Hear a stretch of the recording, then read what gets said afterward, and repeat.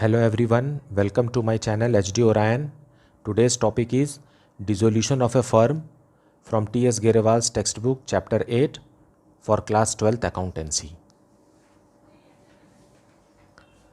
In this video we will discuss question number 33 and 34. Let us see question number 33 first. Ashok, Babu and Chetan are in partnership sharing profits in the proportion of 1/2, 1/3, 1/6 respectively.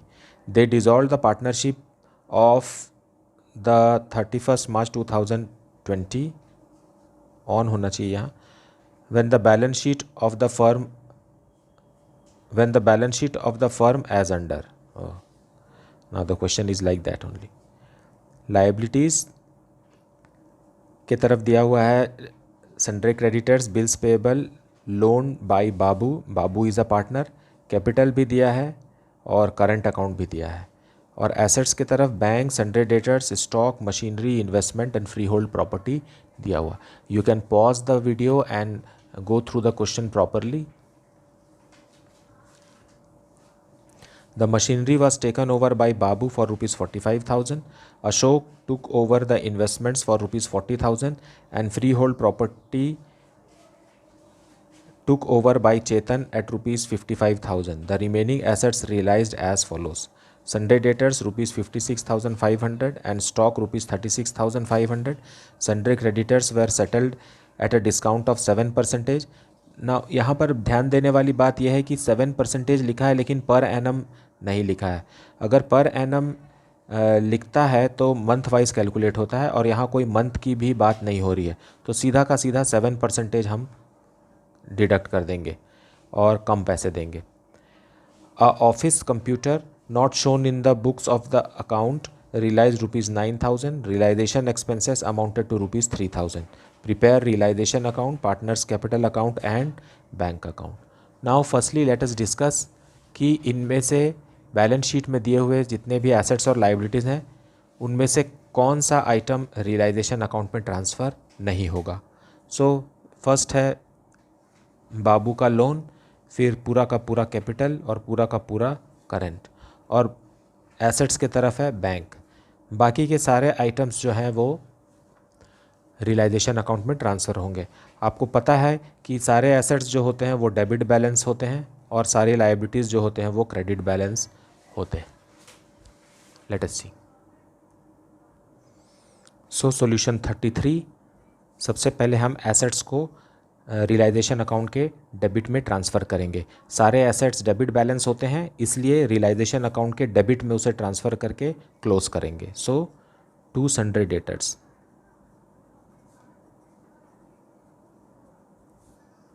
$58,000. Then to stock 39,500. To machine 48,000. To investment 42,000 and two freehold property.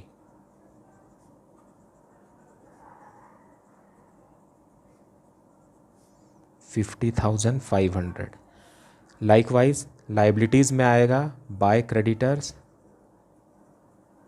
20,000, by bills payable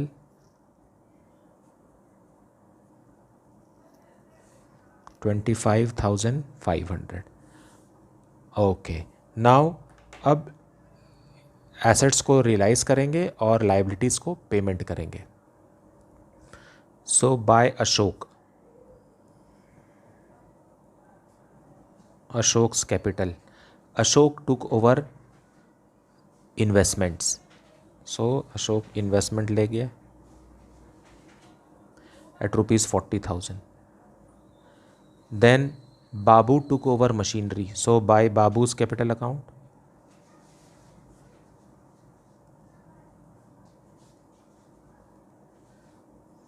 machinery at rupees 45,000 and freehold property was taken over by Chetan.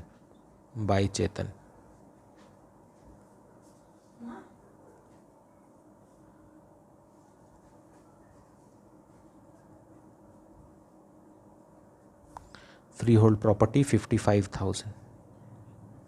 Now remaining assets was realized in bank. So by bank, sundry debtors 56,500, फिर stock है 36,500. Okay. Now office computer not shown in the books realized 9,000. So office computer realized rupees 9,000. That much only. अब creditors को payment करना है, सो इधर से करेंगे debit की तरफ से. To bank, sundry creditors were settled at a discount. So 20,000 का 7%, 1,400.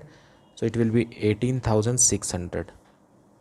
एंड बिल्स पेएबल के बारे में कुछ नहीं लिखा है, इसका मतलब 100%. Bills payable 25,500. And what else? There is an expense also. Expense on realization is 3,000. That's it. Now grand total of this is, here grand total is 1,02,000 and here it is 47,100. Now we will compare the amounts and find out the balancing amount. So here grand total is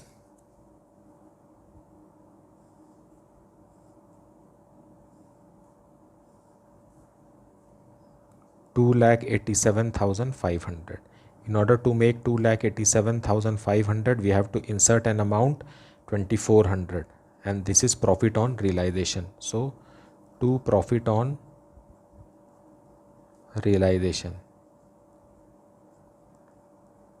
Ashok, Babu and Chetan.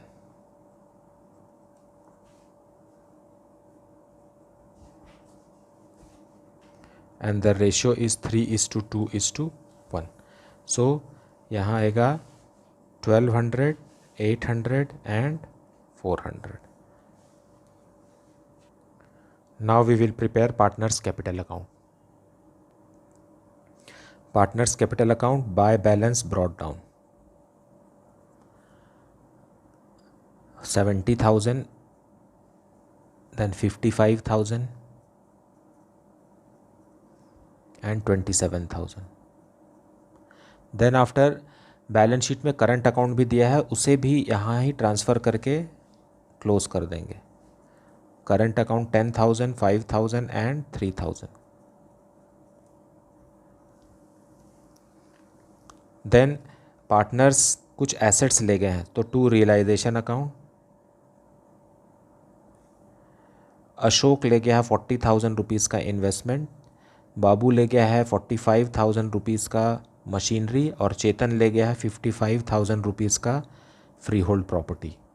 Now profit on realisation by realisation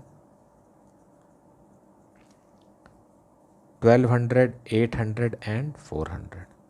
और कुछ है? Balance sheet में भी कुछ नहीं है, reserve वगैरह कुछ भी नहीं है. So now we will find out the balancing figure. So here grand total is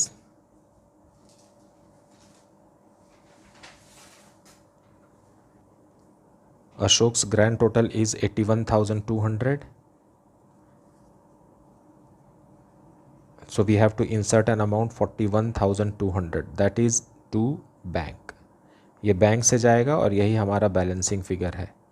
उसी तरीके से बाबू का ग्रैंड टोटल है 60,800, यहाँ भी 60,800 और बैलेंसिंग अमाउंट है 15,800. लेकिन चेतन का डेबिट में ज़्यादा है, so 55,000 here to make it 55,000 the other side by bank. यही हमारा बैलेंसिंग फिगर है.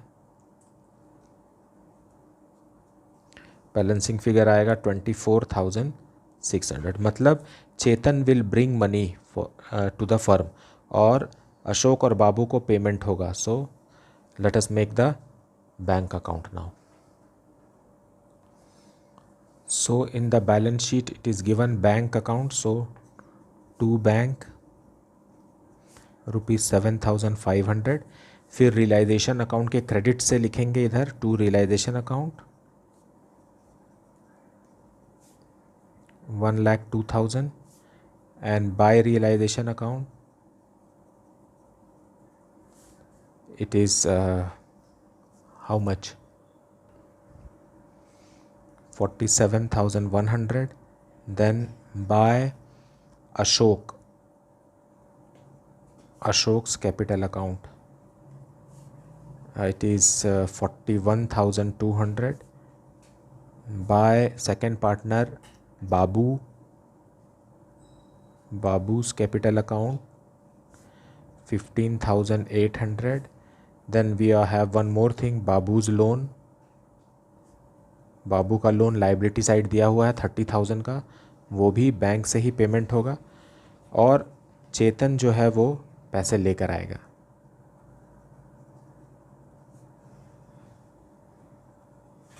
$24,600। अब ग्रैंड टोटल है 1,34,100। That is the solution. Now next question number 34। X, Y and Z carrying on business as merchants and sharing profits and losses in the ratio of 2:2:1 dissolved their firm as at 31st March 2020 on which date the balance sheet was as follows। यहाँ balance sheet दिया हुआ है, liabilities में है sundry creditors, bills payable, bank loan, general reserve, investment fluctuation reserve और partners capital. और liabilities की तरफ दिया हुआ है cash at bank, stock, debtors less provision, investment, premises and loan to Z. Now इसमें से कौन से आइटम है जो रियलाइजेशन अकाउंट में ट्रांसफ़र नहीं होंगे? वो है कैश एट बैंक बस, और इधर लाइबिलिटीज़ में जनरल रिजर्व और कैपिटल, ये जो है ये रियलाइजेशन अकाउंट में ट्रांसफ़र नहीं होंगे। Now let us see the remaining information. A bill for rupees 5,000 received from Mohan discounted from bank is not met on maturity। Now Mohan एक हमारा डेटर था जिसने हमने 5,000 रुपीज़ का बिल दिया था और इसको फर्म ने डिस्काउंट भी करा लिया था बैंक से। अब ये डिसऑनर हो गया है, सो फर्म को पेमेंट करना पड़ेगा 5,000 रुपीज़ का। The asset except cash and bank and investments were sold to a company which paid rupees 3,25,000 in cash। Investments को छोड़ करके बाकी के सारे एसेट्स 3,25,000 में बिक गए।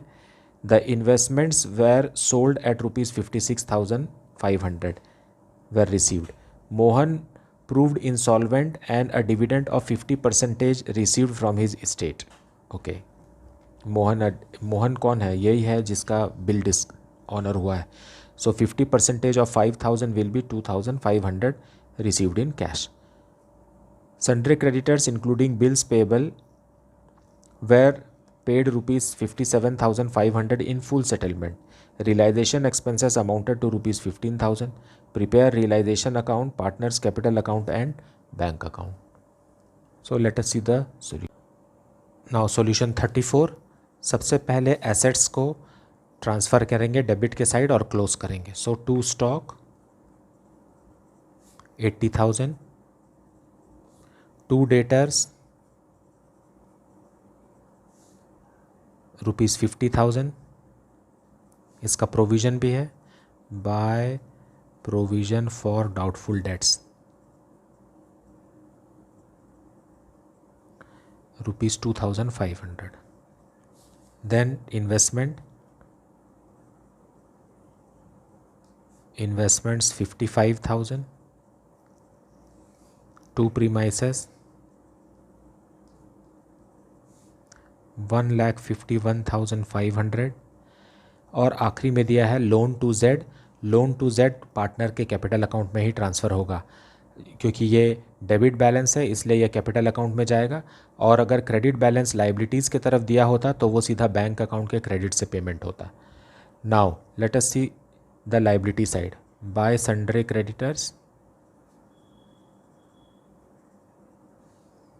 rupees 41,500 and then by bills payable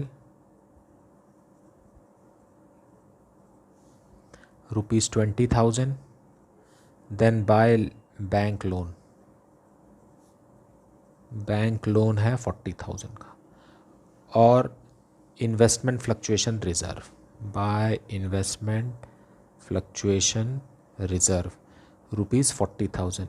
इसका पेमेंट नहीं होता है, बट क्योंकि ये एसेट्स के ऊपर बनाया हुआ रिज़र्व है इसलिए इसको यहाँ ट्रांसफ़र करना ज़रूरी है, लेकिन ये रिज़र्व कभी भी पेमेंट नहीं होता। और उसी तरीके से प्रोविज़न फॉर डाउटफुल डेट्स का भी कोई पेमेंट नहीं होता। नाउ अब क्वेश्चन में लिखा है कि assets except cash and bank and investments were sold to a company which paid ₹3,25,000 in cash, so by bank.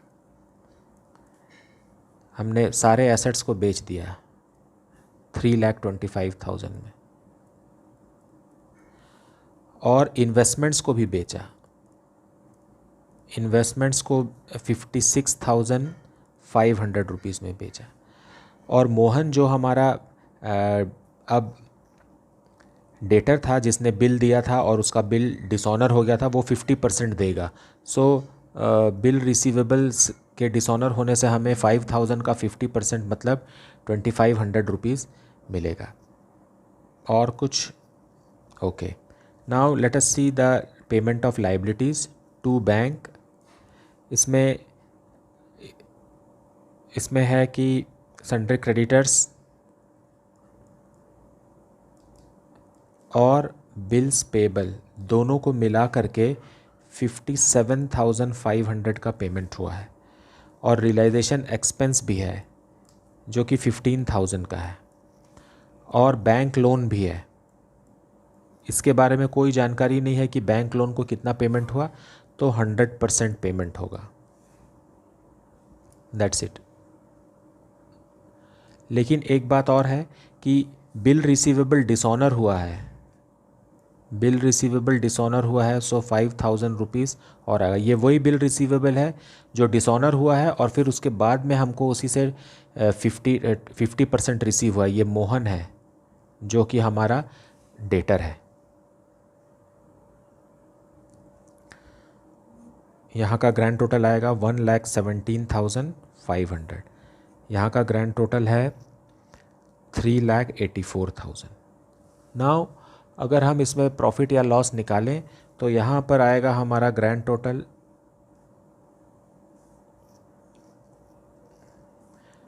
5,28,000। 5,28,000 मतलब यहाँ पर 74,000 रुपीज़ का हमको प्रॉफिट हो रहा है। सो इसे हम लिखेंगे टू प्रॉफिट ऑन रियलाइजेशन।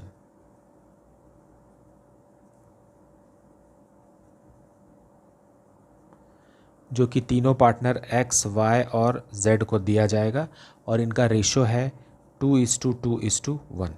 सो 74,000 को अगर 2:2:1 में काटेंगे तो यहाँ X के लिए आ जाएगा 29,600, 29,600 एंड 14,800।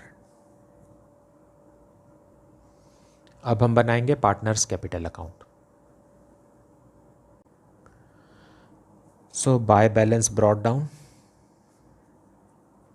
75,000, 75,000 एंड 25,000। फिर रिज़र्व भी है बैलेंस शीट के लाइबिलिटीज़ में। Bye general reserve it is 50,000, so 20,000 in profit sharing ratio 20,000 and 10,000। फिर रियलाइजेशन अकाउंट का प्रॉफिट लिखेंगे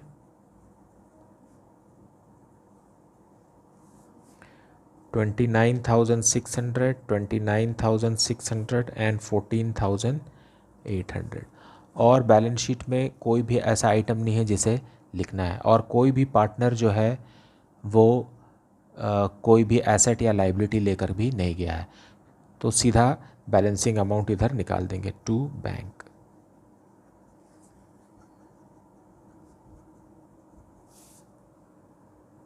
नाउ यहाँ एक चीज़ और छूट गई, टू लोन।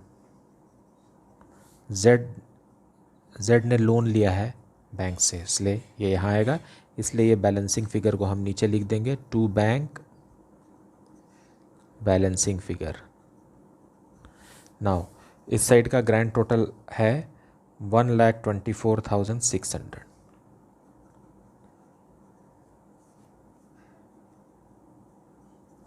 यहाँ का भी ग्रैंड टोटल उतना ही है, 1,24,600.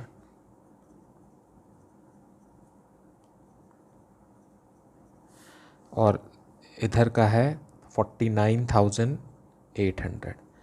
Less 10,000, it will B 39,800. Now we will prepare bank account. Now bank account to balance brought down, जैसा बैलेंस शीट में दिया हुआ है 22,500. फिर टू रियलाइजेशन अकाउंट, जो क्रेडिट में लिखा हुआ वो अमाउंट 3,84,000. बाय रियलाइजेशन, जो डेबिट में लिखा हुआ है 1,17,500. And then by capital account of partner X Y and Z. So X का, वाई का और जेड का अमाउंट इज 1,24,600, 1,24,600 और 39,800, 2,89,000. नाउ अब इधर दोनों साइड का ग्रैंड टोटल है 4,06,500. So that is the solution. I hope that you have understood the concept very well. If you are having any doubt, you can ask it in the comment section. Please like, subscribe and share the channel. Thank you so much for watching.